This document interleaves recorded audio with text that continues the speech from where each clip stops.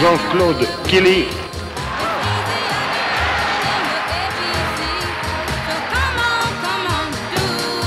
De Grenoble.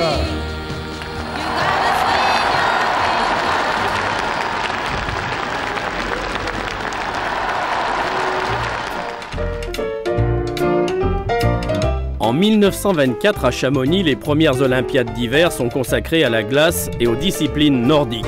Le ski alpin n'apparaît au jeu qu'en 1936 sous la forme d'un combiné descente plus slalom. Nous sommes alors à Garmisch, en Bavière allemande, et c'est la montée du nazisme. Émile Allais prend la médaille de bronze de ce combiné. Drôle de souvenir pour un Savoyard au cœur de la grande histoire. J'ai couru les Olympiades donc à Garmisch, et puis là j'ai fait 3e. C'était un peu pour moi la déception. Enfin bon, j'avais quand même une médaille. Vous vous souvenez de ce podium, la photo du podium? Oui. C'était l'époque où il y avait l'époque du nazisme, enfin Hitler si vous voulez.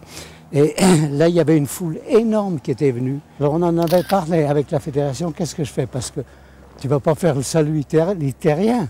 Mais j'ai dit, mais c'est le salut olympique, c'est pareil. Non, tu restes au garde à vous. Mais je suis resté comme ça au garde à vous. Et puis après, quand on est descendu du podium, il y a le Führer qui veut vous recevoir et vous féliciter. Alors j'étais là. J'ai serré la main, il me dit bravo, le Franzose, voilà. Émile Allais est donc le premier médaillé olympique français en ski alpin. Suivent dans les années 50 James Coutet et Henri Oreiller. Mais l'âge d'or du ski français débute réellement avec les années 60 autour de quelques figures emblématiques, Vuarnet, Boson, Périlla, Killy chez les hommes.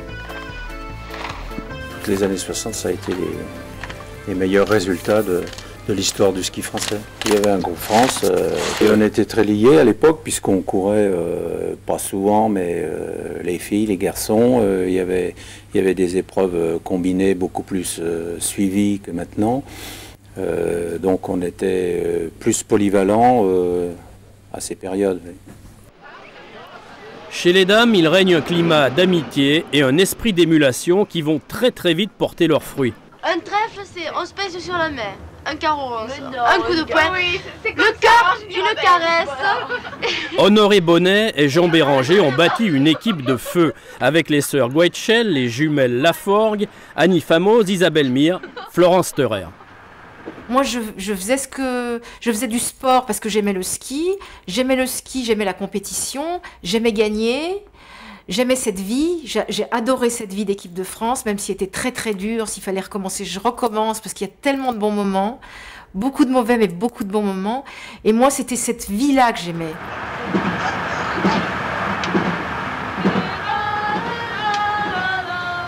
Au bout du voyage, il est 3 h du matin. En janvier, elles ont fait leur compte, les championnes passent plus de temps dans les trains que sur leur ski. Monsieur Bonnet, je cherche Monsieur Bonnet.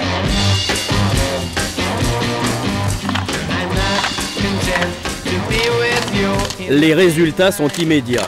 En 1966, sur les pistes chiliennes de Portillo, l'équipe de France domine les championnats du monde comme jamais une équipe ne l'a fait auparavant.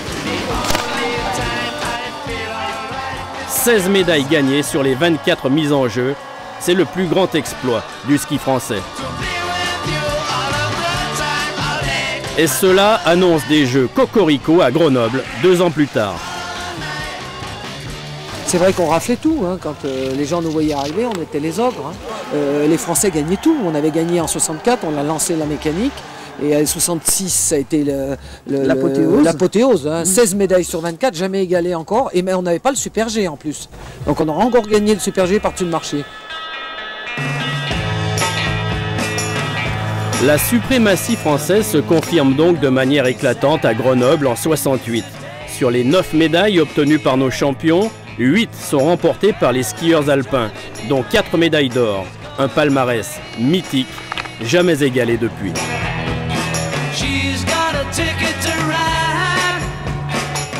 Et nous, à Grenoble, c'est encore des jeux où on s'est quand même bien amusé. C'était très sympa, c'était familial, c'était convivial à Grenoble.